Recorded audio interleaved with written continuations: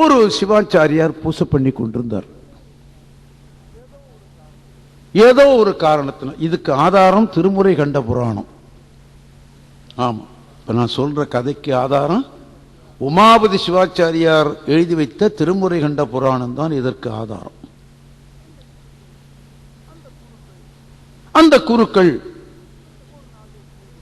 ஒரு நாள் எங்கேயோ வெளியே போக வேண்டிய ஒரு வேலை. அவருடைய பையன்தான், திருமகனார் தான் நம்பியாண்டார் நம்பி. பிள்ளையாருக்கு பூசை இல்லாமல் இருக்கக்கூடாது என்பதற்காக நம்பியாண்டார் நம்பியை கூப்பிட்டு, அப்பா நம்பியாண்டார் நம்பி, நான் வெளியூருக்கு போறேன், நாளைக்கு அந்த பிள்ளையாரை நீ பூசை பண்ணி விடு அப்படின்னு சொன்ன. அப்பா பூசை பண்றதுன்னா என்னப்பா பண்றது அப்படின்னு கேட்டான் பையன். பெரியவனா இருந்தா கேட்டிருக்க மாட்டான், சின்ன பையன். கோயிலுக்கு போ, கிணத்திலிருந்து தண்ணியை முள்ளு, சாமி தலையில் அதை ஊத்து, அங்கே துணி இருக்கும் அதை எடுத்து கட்டு, சந்தனம் இருக்கும் எடுத்து பொட்டு போடு, பக்கத்தில் அருகம்புல் இருக்கும் 2 எடுத்து கிள்ளி வை, பூ இருந்தா எடுத்து வை, அம்மா கொழுக்கட்டை செய்து கொடுப்பா, அதை எடுத்துட்டு போய் சாமிக்கு நைவேத்தியம் பண்ணு அப்படின்னு சொன்னார். இதையெல்லாம் கேட்டுக்கிட்ட அந்த பையன், அப்பா இந்த கொழுக்கட்டையை நைவேத்தியம் பண்ணணும்னு சொல்றியப்பா, ஏன்பா அப்படின்னு கேட்டான். இவர் தூக்கி வாரி போட்டு, சாமி சாப்பிட்றதுக்குடா அப்படின்னாரு. சாமி சாப்பிடுமாப்பா அப்படின்னு கேட்டான். கொழுக்கட்டை எதுக்குன்னு கேட்டதை விட 2வது கேள்வி இன்னும் மோசமான. அந்த குருக்கள் ஆடி போனார். சாப்பிடாதுன்னு சொல்லுவதற்கு முடியல, சாப்பிடும்னு சொல்றதுக்கும் முடியல. ஏன்னா இவர் கொடுத்த போது அந்த பிள்ளையார் சாப்பிட்டு பழக்கம் இல்லை. இவருக்கு என்ன பண்ணுவாரு, பையன்கிட்ட போய் கொழுக்கட்டையை பிள்ளையார் சாப்பிடாதுன்னு சொல்லுவதற்கு விருப்பப்படல, சாப்பிடும்னு சொல்றதுக்கும் சொல்லுவதற்கு இல்லை. சாப்பிடாதுன்னு சொல்லுவதை விட சாப்பிடும்னு சொல்றது ரைட்டு நினைச்சு சாப்பிடும்டான்ட்டார். அப்ப நான் சரிட்டான். அதனால்தான் வாரியார் சாமி அடிக்கடி மேடையில் சொல்லுவார், சின்ன குழந்தைகளை வச்சுக்கிட்டு வீட்டில் இருக்கிற தகராறுலாம் பேசாதீங்க, அதுக்குள் அந்த பச்சை குழந்தையுடைய நெஞ்சில் அது ஏறக்கூடாது, வீட்டில் இருக்கிற கட்ட நட்டங்களை குழந்தைகளை வச்சுக்கிட்டு பேசாதீங்க அப்படின்னு சொல்லுவார் வாரியார் சாமி. எவ்வளவோ சொன்னார் நம்ம குடும்பத்தை பத்தி எல்லாம், நாம கேட்கல இல்லையா? ஆமா, சரி அந்த குருக்கள் போயிட்டார். மறுநாள் பையன் போனான். அவர் சொன்னபடியே தண்ணியை ஊற்றினா, பொட்டு போட்டான், அருகம்புல்லை கிள்ளி வச்சான். அம்மா கொடுத்த டிஃபன் பாக்ஸ் எடுத்துட்டு போய் அதில் கொழுக்கட்டை 10 கொழுக்கட்டை இருந்தது, அதை எதுக்க வச்சு சாப்பிடுங்க சாமி அப்படின்னா. குழந்தை உள்ளம், குழந்தை உள்ளம் இல்லையா, சாப்பிடுங்கன்னு சொன்னான். அவருக்கு சாப்பிட்டு பழக்கம் இல்லை.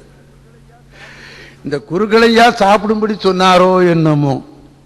நம்ம கோயிலெல்லாம் இப்ப பார்க்கிறோம், திறந்து காட்டி விட்டு ஒருவேளை இந்த பிள்ளையார் எடுக்கணும்னு நினைச்சாலும் இவங்க எடுக்க விடுவாங்களோ என்னமோ. நான் அப்படி சொல்றேன்னு என்று தவறாக எண்ணி விடாதீர்கள். என்னுடைய குருநாதன் ஆகிய மதுரை சன்னிதானம் அவர்கள் சொல்லுவார்கள், ஒரு தமிழர் பாலை எடுத்துக்கொண்டு போய் பாதி பாலை ஒரு தமிழர்ல ஊத்தி வச்சுவிட்டு பாதி பாலை சாமிக்கு வச்சு நைவேத்தியம் பண்ணிப்பார். நைவேத்தியம் பண்ண பால்ல சுவை குறைச்சலா இருக்கும், நைவேத்தியம் பண்ணாத பால்ல சுவை மிகுதியாக இருக்கும் அப்படின்னு சொன்னார். அப்படின்னா என்ன அர்த்தம்? பாலுடைய சுவையை ஆண்டவன் உண்டு விடுகிறான் என்றுதான் அவர் மேடையில் அப்படிதான் சொல்லுவார் மதுரை சன்னிதானம்.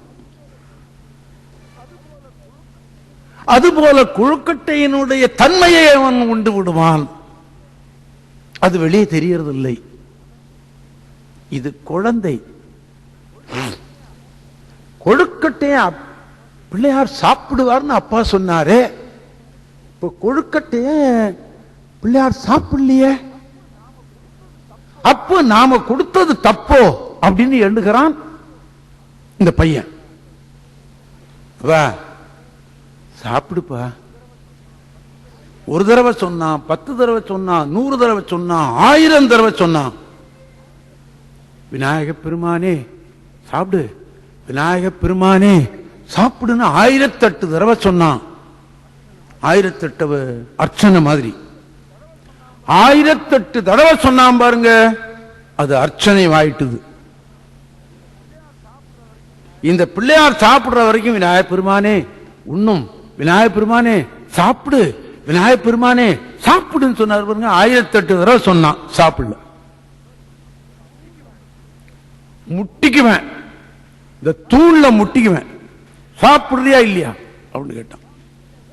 இல்ல சாப்பிடல. போட்டான் ஒரு முட்டு, டமார்னு போட்டான் பாருங்க. இரு இரு இரு சாப்பிடுறேன். 1 2 3 4 5 6 7 8 9 10 சாப்பிட்டு வெறும் தமிழர் மிச்சம். இதை முன்னையே சாப்பிட்டு இருக்க கூடாதா? நான் பள்ளிக்கூடத்துக்கு போயிருக்கணும்ல, காலையில 8 மணிக்கு வந்தா நான் 10 மணி பள்ளிக்கூடத்துக்கு போயிருக்கணுமே. பள்ளிக்கூடத்துக்கு நேரம் கழிச்சு போனா வாத்தியார் அடிப்பார் அல்லவா, நீ ஏன் இவ்வளவு நாள் சாப்பிடல, எனக்கு கல்வி சொல்லிக் கொடு அப்படின்னு கேட்டுவிட்டான். கொழுக்கட்டை சாப்பிட்டதோடு இல்லாம எனக்கு கல்வியும் சொல்லி கொடுத்துட்டான். வாடா நான் சொல்லித்தரேன் வா, உனக்கு கல்வியும் சொல்லி கொடுத்தார். படிச்சு விட்டு 12 மணிக்கு வீட்டுக்கு வந்தான். வரும்போதே இந்த டப்பாவை இப்படி ஆட்டிக்கிட்டே வந்தான். அந்த அம்மா பார்த்தா பையன் கோயிலுக்கு போனா என்ன வள்ளியே பார்த்தா இந்த பையன் அப்படி ஆட்டிக்கிட்டே வர்றான்னா அது கொழுக்கட்டை இல்ல போல் இருக்கேன்னு நினைச்சா அந்த அம்மா. கொண்டு போய் திறந்து பார்த்தா கொழுக்கட்டை இல்ல. ஏண்டா நம்பியாண்டார் நம்பி, எங்கடா கொழுக்கட்டை கேட்டா. பிள்ளையார் சாப்பிட்டாருமா. அவளுக்கு கல்யாணம் ஆகி 25 வருஷம் 30 வருஷம் ஆகுது. கொழுக்கட்டை செய்து கொடுத்தான்னா அது ஆடாது அசங்காது, அப்படியே வீட்டுக்கு வந்துடும். சாப்பிட்டாருன்னு சொல்றது அந்த அம்மா நம்ப முடியல. எப்படிரா சாப்பிட்டுருப்பாருன்னு கேட்கறதுக்கு அந்த அம்மாவுக்கு இஷ்டம் இல்லை. மறுநாள் வீட்டுக்காரர் வந்தார், இதை சொன்னார். அவருக்கு ஆச்சரியம் தாங்க முடியல. நம்பியாண்டார் நம்பியை கூப்பிட்டு கேட்டார், சாப்பிட்டதுப்பா, முதல்ல சாப்பிட மாட்டேன்னுட்டார், பிடிவாதம் 1008 தடவை சொன்னப்பா, அப்புறம் முட்டிக்குவேன்னு சொன்ன, அப்புறம் தான் சாப்பிட்டார். சாப்பிட்டாரா? சாப்பிட்டாரு, தூக்கி வாரி போட்டு. இத சாப்பிட்டாரா? இத நாம கண்ணார பார்க்கணுமே அப்படின்னு நினைச்சார் இந்த குருக்கள். சரிடாப்பா, நான் இன்னைக்கும் வெளியே போகணும், இன்னைக்கும் நீ பூசை பண்ணிவிட்டு பிள்ளையார கொழுக்கட்டை சாப்பிட்டு சொல்லு. சரிப்பா அப்படின்ட்டான்.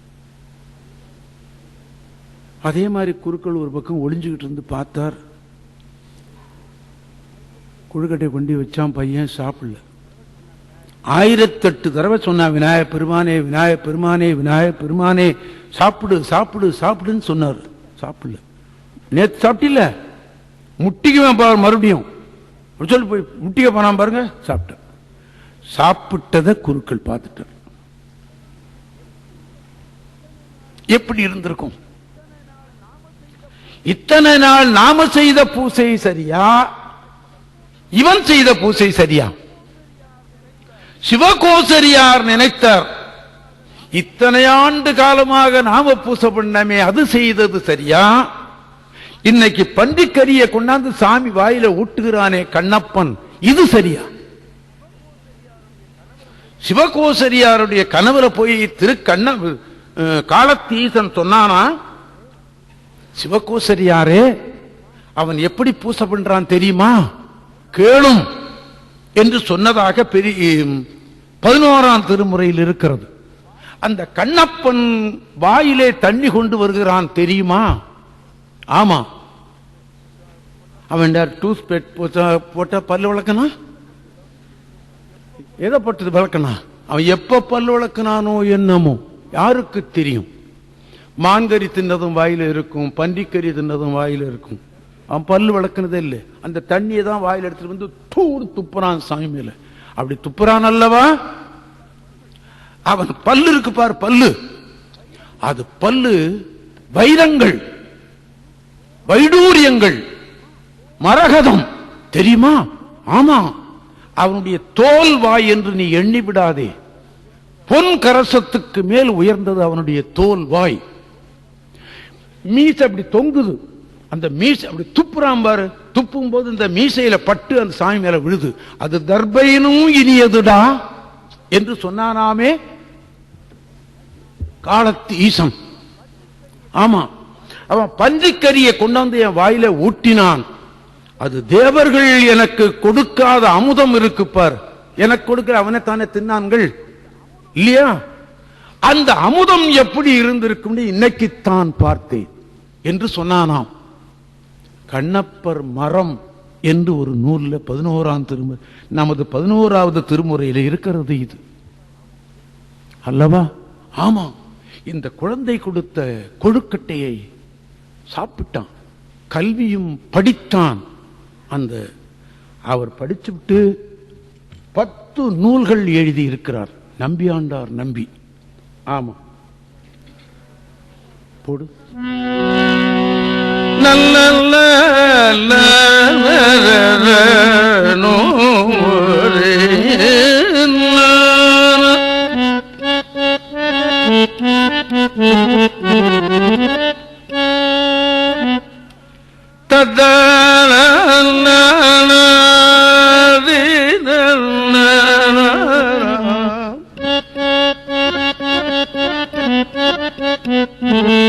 என்னை நினைந்து அடிமை கொண்டு என் இடர்கெடுத்து தன்னை நினையத் தருகின்றான். புன்னை விரசு கமிழ் சோலை வியன் நாரையூர் முக்கண் அரசு மகள் அத்திமுகத்த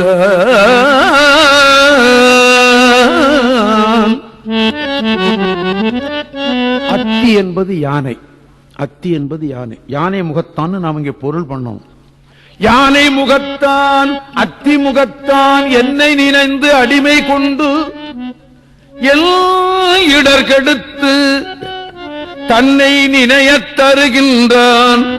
புன்னை விரசு கமழ் சோலை வியன்னாரையூர் முக்கண் அரசு மகள் அத்தி முகத்தான்.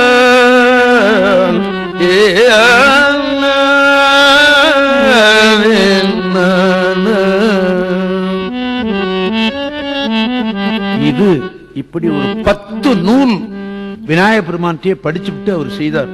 அதுல ஒன்று விநாயகர் இரட்டைமடி மாலை என்று ஒரு நூல் 11ஆம் திருமுறையில் இருக்கிறது. அது உங்களுக்கு தெரியும்.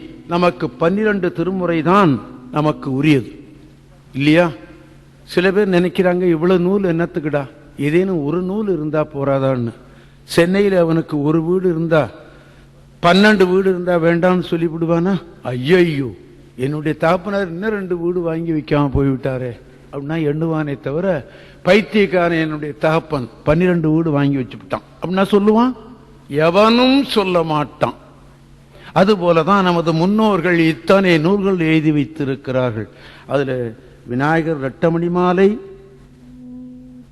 என்று ஒரு நூல், திருத்தொண்டர் திரு அந்தாதி என்று ஒரு நூல், அற்புதமான நூல். ஆமா, சுந்தரமூர்த்தி சுவாமிகள் செய்த திருத்தொண்ட தொகைக்கு அடுத்த விளக்கம் இவர் எழுதி வைக்கிறார். அதிலிருந்து அடுத்த விளக்கம் தான் தெய்வ சேக்கிடார் பெருமான் எழுதி வைத்த பெரிய புராணம் அல்லவா? அதை தொகை என்பார்கள், இதை வகை என்பார்கள், பெரிய புராணத்தை விரி என்று சொல்வார்கள். நமக்கு கிடைக்குமா? எவ்வளவு பெரிய சொத்து! ஒருத்தர் தொகையா சொல்லிவிட்டு சென்றதை இல்லையா, எம்பிரான் சம்பந்தன் அடியார்க்கும் அடியேன் அப்படின்னு சொல்லிட்டு போயிட்டார். அதற்கு விரி எங்க, அதுக்கு அடுத்தபடி ஒரு அடுத்த ஸ்டெப், ஒரு விரி எங்க இருக்கு? நம்பியாண்டார் நம்பி செய்து வைத்த திருத்தொண்டர் திரு அந்தாதியிலே இருக்கு. அதிலிருந்து விரிவுதான் பெரிய புராணத்தில் திருஞான சம்பந்தர் புராணம். பிள்ளை பாதி புராணம் பாதி என்பார்கள். 3000 சில்லற பாட்டுல 1000 பாட்டுக்கு மேல் சம்பந்தருடைய வரலாறு வருகிறது இல்லையா? ஆமா. அப்படி ஒரு அற்புதமான நூலை செய்தவர் நம்பியாண்டார் நம்பி. ஆக ஆளுடை பிள்ளையார் சண்பை விருத்தம், ஆளுடை பிள்ளையார் மும்மணி கோவை, ஆளுடை பிள்ளையார் உலாமாலை, ஆளுடை பிள்ளை கலம்பகம், ஆளுடை பிள்ளை திருத்தொகை, எத்தனை நூல் செய்திருக்காது பார்த்தீங்களா? திருஞான சம்பந்தருக்கு எவ்வளவு பெருமை! நினைத்திருந்தாரே ஆனால் இத்தனை செய்திருப்பார். நாவுக்கரசருக்கு ஒன்றே ஒன்றுதான் செய்தார். அதனால நாவுக்கரசர் குறைந்து விட்டார் என்று நான் சொல்ல மாட்டேன். திருஞான சம்பந்தருக்கு ஒரு தனி இடம் உண்டு. அது முதலிடம். அதத்தான் தவம் முதல்வர் சம்பந்தர் என்று சொன்னார் தெய்வ சேக்கிழார் பெருமான் கூட என்பதை நாம் எண்ணிக்கொள்ளும். ஆக இப்படி விநாயகரிடமே படித்துவிட்டு இப்படி நூலை செய்துவிட்டு தினந்தோறும் இந்த பிள்ளையார் அவர் கொடுத்த அமுதத்தை உண்டு கொண்டு இருக்கிறார் என்று கேள்விப்பட்டான் ராஜராஜ சோழன். தன்னுடைய மனத்து குறை தீரணும். ராஜராஜ சோழனுக்கு என்ன குறை? சொத்து இல்லையா, மணிகள் இல்லையா, ஆடைகள் இல்லையா, சோத்துக்கு இல்லையா, என்ன குறை? தேவாரம் கிடைக்கவில்லை. நாடு பூரா தண்டோரா போட்டான், கிடைக்கல. ஏதோ சில பெரியவர்கள் சொன்னதும் தமிழ் புலவர்கள் சொன்னதும் குந்தவி நாச்சியார் சொன்னதும் தான் அவருக்கு தெரிந்தது. சுருங்க சொல்ல போனா குந்தவி நாச்சியார் தான் அவருக்கு தேவார திருப்பதியங்களை நன்றாக சொன்னவர்கள் என்று கூட சொல்லுகிறார்கள். அதே ஒரு பாட்டு குந்தவி நாச்சியார் சொன்னதாக சொல்லப்படுகிறது. ஒரு பாட்டு நான் ஏற்கனவே இந்த பாடுகள் எல்லாம் என்னுடைய கருத்துக்கு வந்ததுதான். சிலர் சொல்லி நான் கேட்கும் போது நான் மிகவும் சந்தோஷப்படுறேன். ஒரு பாட்டு ஆத்ம விசாரணை, நாவுக்கரசர் பாடிய ஆத்ம விசாரணை பாடல் அது. இப்ப நம்மள ஆத்ம விசாரணை செய்கிறோமா? இல்ல. தேவாரம் சொல்லுகிறது, தந்தை யார்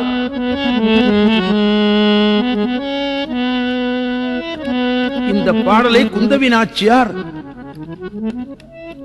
ராஜராஜ சோழனுக்கு சொன்னார் என்று சொல்லுகிறார்கள். இதெல்லாம் அந்த கர்ண பரம்பரை செய்தியிலே வருகிறது. நான் முதல் நாளே சொன்னேன், கர்ண பரம்பரை செய்தினா என்ன? கர்ணம்னா காது, காது வழியே வந்த செய்திகள். இதுக்கு ஆதாரம் கிடையாது இல்லையா? கர்ண பரம்பரை செய்திகள். தந்தையார்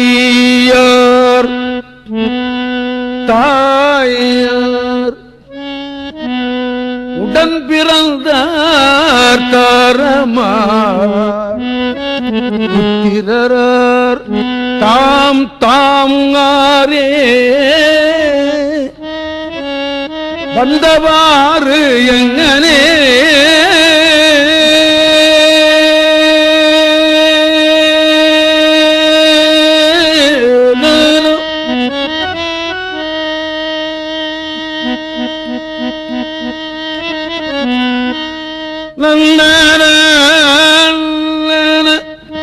இந்த பாட்டையெல்லாம் எங்களை பாடவிட மாட்டார்கள் சைவத்தில் இருப்பவர்கள். இந்த பாட்டுக்கெல்லாம் என்ன சூட்டி விட்டாங்க தெரியுமா? அவலயமான பாடல்கள், இதை பாடாதீர்கள். நீ பாடினா சண்டைக்கு வந்துருவோம். பாழாவது மாயம் இது மண்ணாவது திண்ணம்னு பாடுங்க, தொலைச்சு விட்டான். ஒரு இடத்துல நான் பாடிவிட்டு பட்டா பாடு, என்னையா சுந்தர தேவாரத்தில் சொல்லியிருக்கிற நீதியைத்தானே சொன்னேன். சர்த்தா எங்களுக்கு தெரியா, நீ எந்திரிச்சு போன்ட்டான். சைவ உலகம் இல்லையா? ஆமா, நாங்க என்ன பண்ண முடியும்? தேவாரம் ஒவ்வொரு எழுத்தும் பொன் வைரக்கற்கள். ஆமா, நிச்சயமா சைவத்திற்கு கிடைத்த ஒரு பெரிய சொத்து. உடைமை மறந்து விடுகிறார்கள். இது சொல்லுகிறது. இந்த பாட்டெல்லாம் எங்களை பாட விட மாட்டாங்க. தந்தை தாயர் உடன் பிறந்தார் தாரங்கார் புத்திரரார் தாம் தாம் ஆரே வந்தவாறு எங்கனே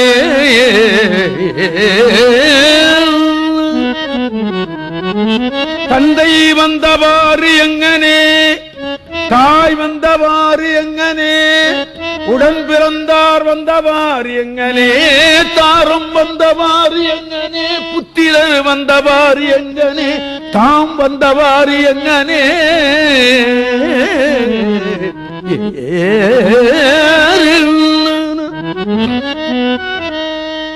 மாயமாம் இதற்கு ஏதும் மகிழ வேண்டும்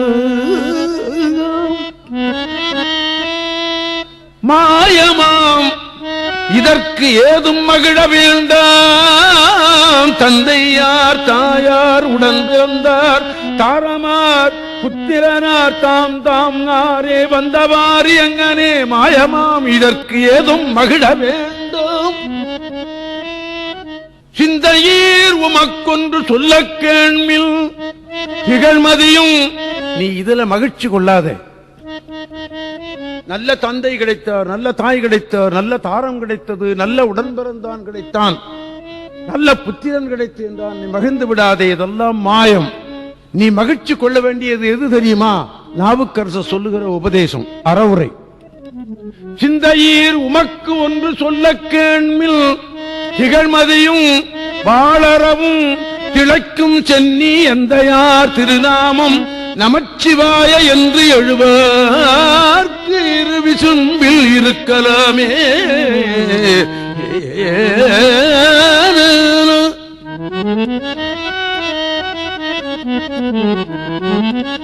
இத சொன்னா கேட்பானா? மனிதன் கேட்பானா? கேட்க மாட்டான். தனக்கு 20 வயசுல மனைவி திட்டுவா, உடன் பிறந்தான் திட்டுமா, தந்தை இருந்தால் திட்டுமா, தாய் இருந்தாலும் திட்டுவா.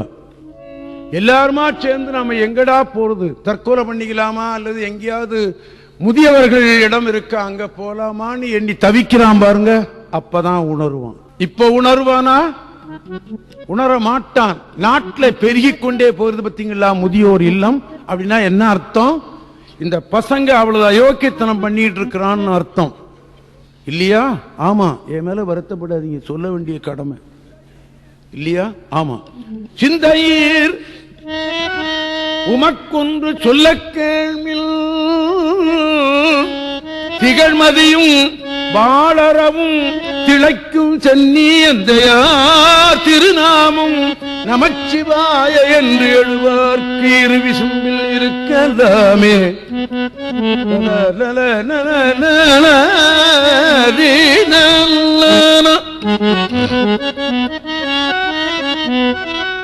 நானும் மனிதன் தானே, இது நான் சிந்தனை பண்ணி பார்க்கிறேன்.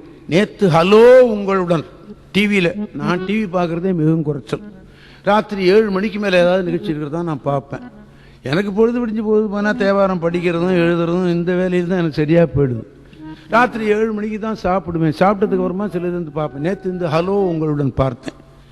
இந்த மனைவியை பத்தி ஒருத்தன் கேட்கிறான், தகப்பனாரை பத்தி ஒருத்தன் கேட்கிறான். ஐயோ கடவுளே, இப்படியும் ஒரு மானுட ஜென்மமா? எந்த கோர்ட்டுக்கு போய் கேட்கணும்? நான் அப்படி மனைவியோட கோர்ட்டுக்கு போறதுக்கு எந்த கோர்ட்ல நான் போடணும், எப்படி அதை நான் மூவ் பண்ணணும்னு ஒருத்தன் கேட்கிறான். என்ன உறவு, என்ன ஒழுங்கு இது? இந்த மாதிரி அவன் ஹலோ உங்கள கேட்டது 1, நாட்டில் நடக்கிறது 1000 இல்லையா? ஆமா. காரணம் என்ன தெரியுமா? மதத்தில் போதுமான அளவு நமது மத தலைவர்கள் ஊடி, நீ பூசை பண்ணு, விபூதி இடு, தாய் தந்தையரை திட்டாதே, தாய் தந்தையர்கள் தெய்வம், அன்னையும் பிதாவும் முன்னறி தெய்வம், நீ தாய் தந்தையரை வணங்கு என்றெல்லாம் சொல்லி இவர்களை மண்டையில் அடித்திருப்பார்களே. ஆனால் இந்த அளவுக்கு ஆயிருக்காது என்றுதான் நான் நினைக்கிறேன். நான் நினைக்கிறதை சொல்றேன், நீங்க நினைக்கிறதையும் நீங்க சொல்லலாம், அதை பத்தி கேள்வி இல்லையா? ஆமா. அதனால்தான் இது கெட்டுது. சிந்தையில் உமக்கொன்று சொல்ல கேள்வில் திகழ்மதியும் வாழறவும் திளைக்கும் சென்னி எந்த யார் திருநாமம் நமச்சிவாய என்று எழுவார்க்கு இரு விசும்பில் இருக்கலாமே.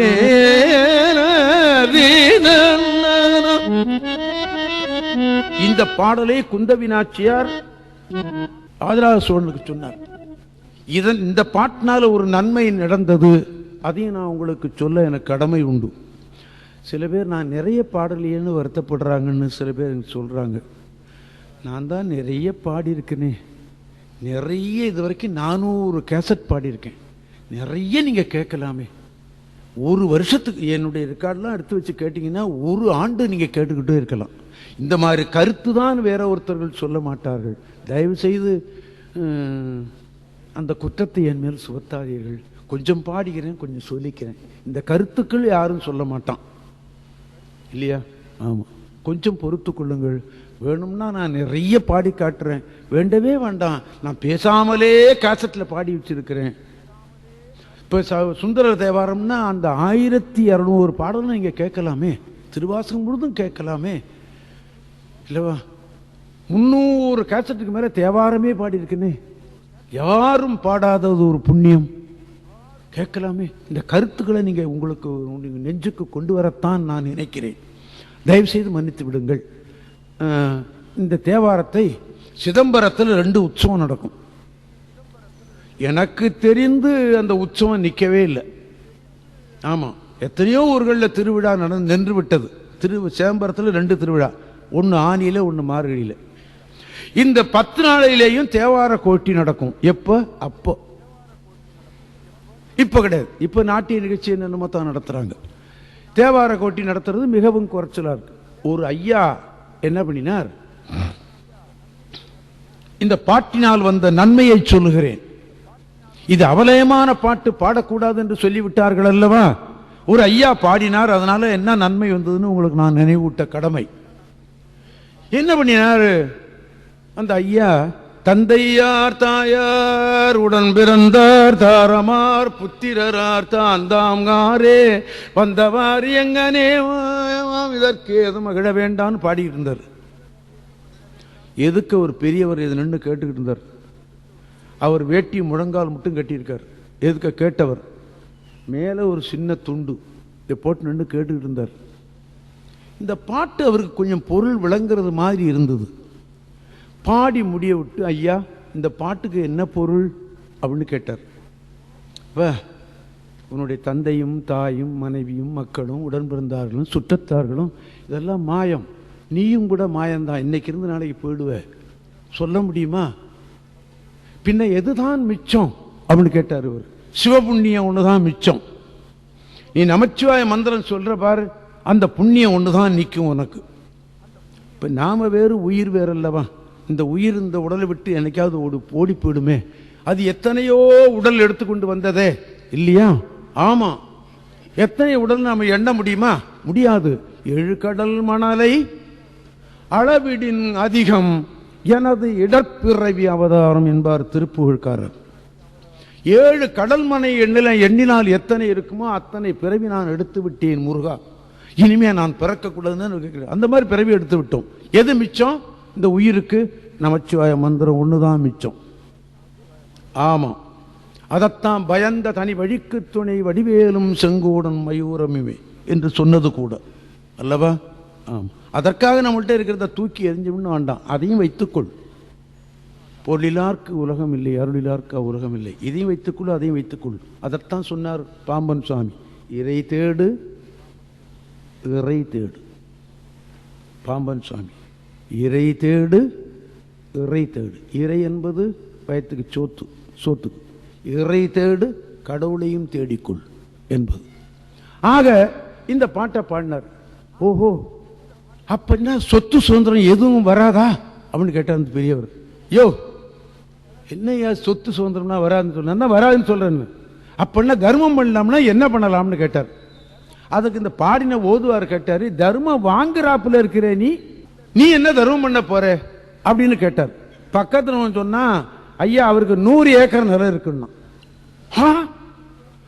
100 ஏக்கர் நிலம் உள்ளவரா முழங்கால் மட்டும் ஒரு வேட்டியை கட்டிக்கிட்டு ஒரு சின்ன துண்டு போட்டுக்கிட்டு நிக்கிறாரு. ஆச்சரியமா போச்சு. 100 ரூபாய் சம்பாதிச்சிட்டான்னா ரோட்டு வேட்டி ரோடு கூட்டுது. 100 ஏக்கர் வச்சுக்கிறது முழங்கால் மட்டும் வேட்டி கட்டி நிற்கிறார். சிவபுண்ணியம் செய்யணும்னா என்ன செய்யலாம்? தர்மம் செய். 100 ஏக்கர் நிலம் இருக்குல்ல, ஒரு தேவார பாடசாலை அவர் சொன்னது.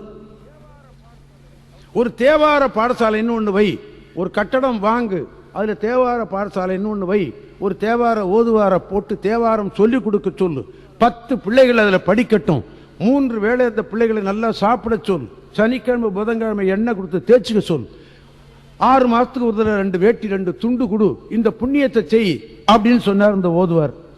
நாளைக்கே செய்து விடட்டுமான்ட்டார் அவர். யாரு? இந்த முழங்கால் மட்டும் வேட்டி. உடனே செங்கழநீர் பிள்ளையார் கோயில்ல ஒரு வீடு வாங்கப்பட்டது. மறுநாளே ஒரு வாத்தியார் ஒருத்தரை போட்டாங்க. அவர் தான் நடராஜ ஓதுவார்னு அவருக்கு பேர். உடனே ஒரு பாடசாலை தொடங்கப்பட்டது. அந்த பாடசாலை தான் முதலியார் தேவார பாடசாலைன்னு சிதம்பரத்தில் செங்கழநீர் பிள்ளையார் கோயில்ல இருந்தது. என்ன சொன்னேன்? இருந்தது. இப்போ 10 வருஷமா அந்த பாடசாலை இல்லை. நானும் எவ்வளவோ முயற்சி பண்ணி அவங்கள்ட்ட சொன்னேன், அந்த பாடசாலையை நிறுத்தாதீர்கள், வேண்டாம் வேண்டாம். 100 ஆண்டுகளுக்கு மேலே நடந்தது அந்த பாடசாலை. அந்த பாடசாலையில் படித்தவர்கள் தான் இன்னைக்கு வெளியில தேவாரம் படிச்சுட்டு இருக்கிறவங்க. அதுல படிச்சவங்கள்ட்ட படிச்சவன். இப்ப நான் அந்த பாடசாலையில் படிச்சவங்கள்ட்ட படிச்சவன் இல்லையா? அப்ப எனக்கு அந்த பாடசாலை தாத்தா முறை. அதே மாதிரி மேல வீதியில ஒரு பாடசாலை இருக்கு, அது இவங்களுது, அண்ணாமலை செட்டியார் பரம்பரை. அதுலேயும் நிறைய படித்து மாணவர்கள் வெளியே வந்தார்கள், இதுலேயும் படித்து மேலே வந்தார்கள். இந்த சிதம்பரம் அந்த முதலியார் தேவார் பாடசாலை வந்தது இந்த பாட்டினால தான் வந்தது என்று சொன்னார்கள். அப்ப இது அவலயமான பாட்டா? இதை பாடக்கூடாதா என்ன? ஆமா, கோடி கொடுத்தாலும் இப்படி ஒரு அறவுரை கிடைக்காது, கோடி கோடியா கொட்டி கிடைத்தாலும் இந்த மாதிரி அறவுரை கிடைக்காது என்பதை நாம் எண்ணிக்கொள்ளும். இந்த பாடலை குந்தவி நாச்சியார் ராஜராஜ சோழனுக்கு சொன்னார். கேட்டான், உள்ளம் உடைந்து போச்சு அவனுக்கு. இப்படி பாடல்களா எங்கே கிடைக்க போகிறது? என்னுடைய ஆயுள்ள தேவாரத்தை பார்ப்பேனா ஏங்கினான். இந்த வேளையில் தான் இந்த திருநாரையூர்ல பிள்ளையார் பேசுகிறார். நம்பியாண்டார் நம்பி கொடுத்த உணவுகளை நைவேத்தியத்தை உண்ணுகிறார். அவரோடு அவர் பேசுகிறார் என்று கேள்விப்பட்டு நேர போனான். அவரை போய் கேட்கலாம் அப்படின்ட்டு.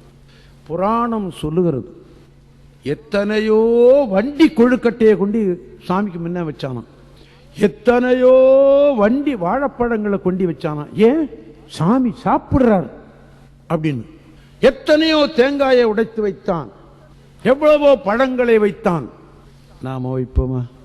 கோயிலுக்குன்னு ஒரு வாழைப்பழம், கோயிலுக்குன்னு ஒரு தேங்காய், கோயிலுக்குன்னு ஒரு பிரசாதம்.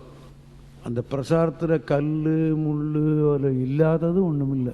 அந்த பிரசாதத்தை நாம் சாப்பிட முடியாது. பிச்சைக்காரன்ட்டு போட்டால் கூட சாப்பிட மாட்டான். இந்த தேங்காயை உடைச்சா அதை திருவ கூட முடியாது. அப்படி ஒரு தேங்காய், அப்படி ஒரு வாழைப்பழம் இல்லையா? தவறு. கோயிலுக்குன்னா நம்மளுக்கு வாங்கிறதை விட நன்றாக செய்யணும். சிதம்பரத்தில் பார்த்தீங்களா, சிதம்பரம் சக்கரை பொங்கல்னு பேர் போனது. இங்கே வெளியில் விற்பான், அதை சொல்லாதீங்க. உள்ள சாமிக்கு போடுறான் பாருங்க, அது அந்த மாதிரி சக்கரை பொங்கல் தான் மூ உலகத்திலையும் கிடையாது. ஆமாம், நான் சுத்தாத கோயில் கிடையாது, ஊர் போகாத ஊர் கிடையாது. அந்த மாதிரி பிரசாதம் எந்த ஊர்லேயும் கிடையாது, அந்த மாதிரி சாமி எங்கேயும் கிடையாது இல்லையா? ஆமாம், சிதம்பரம் சக்கரை பொங்கல்னு சொன்னால் ஒரு தடவை சாப்பிட்டு பார்த்துட்டான்னா அது நாக்கில் ஊறும். சிதம்பரத்தில் அந்த இன்னொன்று போடுவான், சம்பா, அதாவது மிளகுச்சாதம், இந்த லோகத்தில் கிடைக்காது. அதுபோல் சாமியும் அப்படி கிடைக்காது, இந்த சாப்பாடும் அப்படி கிடைக்காது இல்லையா? ஆமாம், கொண்டு வச்சான் சுவாமி, அவளையும் பிள்ளையார் சாப்பிட சொல்லுங்கோ அப்படின்னு சொன்னான். சுவாமி என்ன பண்ணிட்டார்? நம்பியாண்டார் நம்பி, சுவாமி இத்தனை நாளும் நான் ஒரு 10 கொழுக்கட்டை தான் கொடுத்தேன், சாப்பிட்டேன். நீ ராஜராஜ சோழன் வந்திருக்கிறார், மோதகம் ஒரு வண்டி கொண்டு வந்திருக்கிறார், அது நிவேதனம் பண்ணிக்கணும் சொன்ன உடனே அத்தனையும் சாப்பிட்டுட்டார். இதிலிருந்து வண்டி கணக்கில் கொண்டு வந்திருப்பான்னு நீங்கள் நினைக்கிறீங்களா? நிறைய கொண்டு வந்திருப்பான் என்பதற்கு வண்டி வண்டியாக கொண்டு வந்தான்னு எழுதியிருப்பார்கள் நான் நினைக்கிறேன். சரி எப்படியோ ஒன்றும் அவ்வளவும் சாப்பிட்டுட்டார். பிள்ளையார் அவர்கிட்ட பேசுற வேலை இல்லையா, மெதுவா ராஜராஜ சோழன் நம்பியாண்டார் நம்பிக்கிட்ட போய் கேட்டார், ஐயா எனக்கு ஒரே ஒரு குறை உண்டு. என்ன குறை தெரியுமா? மூவர் பாடிய தேவாரம் என்று ஒரு நூல் இருக்கிறதாம் தமிழ்நாட்டில். அது எங்கே இருக்குன்னு கேட்டேன். தமிழ் புலவர்களுக்கு தெரியல, தமிழிசை பாடல்களுக்கு தெரியல, யாருக்கும் தெரியல, கிடைக்கவில்லை எனக்கு. அந்த நூல் எங்கே இருக்கிறது, எப்படி கிடைக்கும்னு சாமியை கேட்டு சொல்லுங்கன்னு கேட்போம். சாமி சாப்பிட்டு முடிஞ்சது. சாமி விண்ணப்பம், மூவர் பாடிய தேவாரம் என்று ஒரு நூல் எங்கே இருக்கிறது, அது கிடைப்பதற்கு என்ன வழின்னு ராஜா சோழன் கேட்கிறார். அப்படியா, சிதம்பரத்திலே வடமேற்கு மூலையில உட்பிரகாரத்தில் வடமேற்கு மூலையில் ஒரு அறை இருக்கிறது. அந்த அறையில் இருக்கிறது மூவர் தேவாரம் அப்படி சொன்னாராம் பிள்ளையார். அப்படியா, பிள்ளையாரை வணங்கி விட்டு நம்பியாண்டார் நம்பியை அழைத்து கொண்டு நேர போய் அந்த வடமேற்கு மூலையில் பார்த்தா ஒரு ரூம் இருக்கு. அது பூட்டி இருக்கு, சீல் வச்சிருக்கு. அங்க இருக்கிற கட்டா இது யாரோ திருஞான சம்பந்தர் திருநாவுக்கரசர் அவங்க பாடின நூல் அதுக்குள்ள இருக்குன்னு சொல்றாங்க. அதை யாரும் திறக்கப்படாதுன்னு சொல்லிவிட்டாங்க. அது எத்தனையோ ஆண்டு காலமாக அது மூடி இருக்கிறது. இதை திறக்கணுமேன்னு கேட்டான், முடியாதுன்னுட்டாங்க தீட்சிதர்கள் இல்லையா. தில்லைவாழ் அந்தணர்தம் அடியார்க்கும் அடியேன் என்று சொல்லி வணக்கம் சொன்னது சுந்தரர் அல்ல, திருவாரூர் சிவனே சொன்னான். அப்படின்னு சொன்னா அந்த தில்லைவாழ் அந்தனுடைய பெருமையை என்னத்தை சொல்றது இல்லையா. அவர்கள் போய் இதை திறக்கணும்னு சொன்ன உடனே அவர்கள் திறக்கப்படாது, மூவர்கள் வந்தாதான் திறக்கப்படும் என்று சொல்லிட்டாங்க.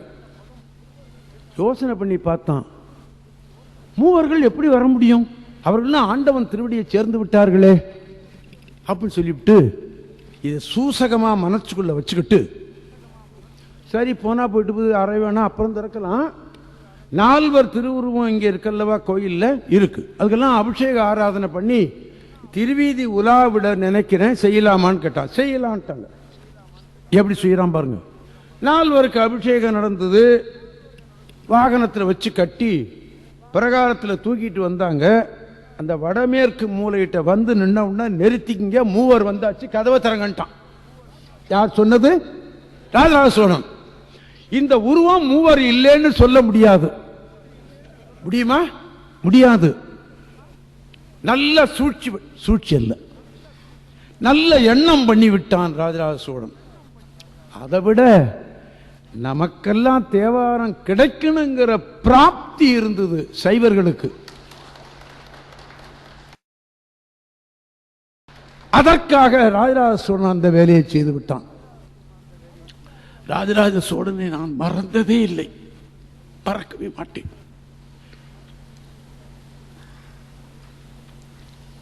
அனுதினமும் நம்பி ஆண்டார் நம்பியை நினைப்பேன், ராஜராஜ சோழனை நினைப்பேன்.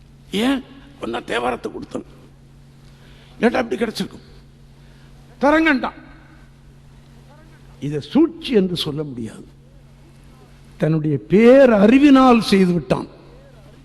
ஆமா, தில்லைவாழ் அந்தணர்கள் ஏமாந்து விட்டார்கள் என்று சொல்ல முடியாது, அதுவும் சொல்ல முடியாது. மூவர்கள் வந்து விட்டார்கள், கதவை திறந்துருங்க, திறந்துட்டாங்க. கதவை திறந்தால் கதவை திறக்க முடியல, ஒரே கரையான் புத்து, செல் கரையான் புத்து, கதவை திறக்க முடியல. கதவை தள்ளி விட்டு பார்த்தா கரையான் புத்து மேல வரலையும் இருக்கு. கரையான் புத்து தான் தெரிந்தவரை எட்டுச்சோடி தெரியல. யோ கடவுளே, கதர்னா நடராஜா நடராஜா நடராஜா, கரையான் புத்து தானே இருக்கு, எட்டுச்சோடி எங்க இருக்கும்? எட்டுச்சோடியை எப்படி இருக்கணும், கரையான் எட்டுச்சோடியில் வந்து விட்டதுன்னா எப்படி எடுக்கணும்னு பக்கத்தில் ஒருத்தர் சொன்னாரா, குடங்குடமா தண்ணியை கொட்டக்கூடாது, குடங்குடமா எண்ணெயை கொட்டணும், அதுல அப்படி கொட்டித்தான் எடுக்கணும்னு சொன்னானோ. கொண்டு வா குடங்குடமா எண்ணெயை கொட்டிவிட்டான். கொட்டி எடுத்து பார்த்தார்கள். எடுத்து ஒவ்வொரு ஏடா எடுத்து நம்பியாண்டார் நம்பி ராஜராஜ சோழன்ட்டு ஒவ்வொரு ஏடா கொடுக்கிறார். ஒரு சில ஏடுல முழு பதிகம் இருந்தது, ஒரு சில ஏடுகள்ல பாதி பாட்டு போயிருந்தது, 2 பாட்டு போயிருந்தது, ஒரு பாட்டுல பாதி இல்லை. இப்படியா கிடைச்சது. கடவுளே ராஜா அப்படின்னு அழுகுறான். நடராஜா சொன்னாராம், இவ்வளவும் திருமுறை கண்ட புராணத்தில் வருகிறது, எனக்கு ஆதாரம் அதுதான். அப்ப அசரீரியாக நடராஜ பெருமான் சொன்னானாம். அசரீனா என்ன அர்த்தம்? இது சரீரம், அந்த வெறும் வெளி ஒலி மாத்திரம் வரும், அதுக்கு சரீரம் இல்லாததுன்னு அர்த்தம். அதுக்கு தான் அசரீரின்னு பேர். அதை தான் கடவுள் வாக்கு என்று சொல்லுவோம். ராஜராஜ சோழனே, உனக்கு வேண்டியதை மாத்திரம் வைத்திருக்கிறேன், ஏனைய பதிகங்களை நானே அழிக்க செய்து விட்டேன், அது உனக்கு தேவையில்லை, இருப்பதை எடுத்துக்கொண்டு மகிழ்ந்து கொள் என்று சொல்லிவிட்டான் நடராஜ பெருமான். ஆண்டவன் சொல்லி தேற்றுகிறான் அப்படின்னு சொல்லும் போது அந்த தேற்றம் அவருக்கு கிடைச்சு போச்சு. கிடைச்ச வரைக்கும் சந்தோஷம் அப்படின்னு எடுத்துட்டார். எவ்வளவு கிடைத்தது அப்படின்னு கேட்டா, சம்பந்தர் 16,000 பதிகம் பாடினார்கள் என்று கணக்கு சொல்லுகிறார்கள். 16,000 பதிகம். இன்னைக்கு இவர் கையில, ராஜராஜ சோழன் கையில கிடைத்தது எத்தனை தெரியுமா? 383 திருப்பதிகம். 1000 கூட இல்ல. இந்த 383வது சைவ உலகம் திரும்பி பார்க்கிறதா? எங்கேயோ தூக்கி எறிந்து விட்டார்கள். தினசரி வருகிற பேப்பருக்கு கொடுக்கிற மரியாதை கூட இதுக்கு இல்லை. வருத்தத்தோடு சொல்றேன். ஆமா, மறுபடியும் எடுத்து பார்த்தான். அப்பருடைய பதிகம் 49,000 பதிகம் பாடினார் என்று வரலாறு கிடைக்கிறது. இன்னைக்கு கிடைத்தது அப்பர்ல 312 பதிகம். அட்சர லட்சம் பெறும் என்று சொல்லுவார் வாரியார். ஒரு அட்சரம் லட்சம் பெறும் அப்படிம்பார். அதே மாதிரி தேவாரமும் அட்சரம் லட்சம் பெறும். பார்க்கலையே, படிக்கலையே அல்லவா? ஆமா. இன்னைக்கு இருப்பது அப்பர் 312 பதிகம்.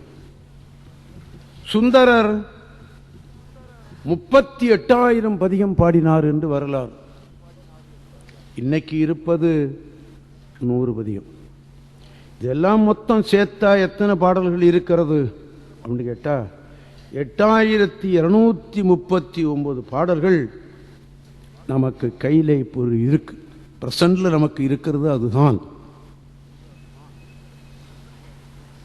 8,239 பாடல்கள் இருக்கிறது. 795 திருப்பதிகங்கள் இருக்கிறது. இதை படிக்கணும், இது பாடணும். டாக்டர் உவே சாமிநாத ஐயர் எழுதி வைத்திருக்கிறாராம். ஒன்று, மேருமலையை நாம கண்டு வணங்கினால் என்ன புண்ணியம் கிடைக்குமோ,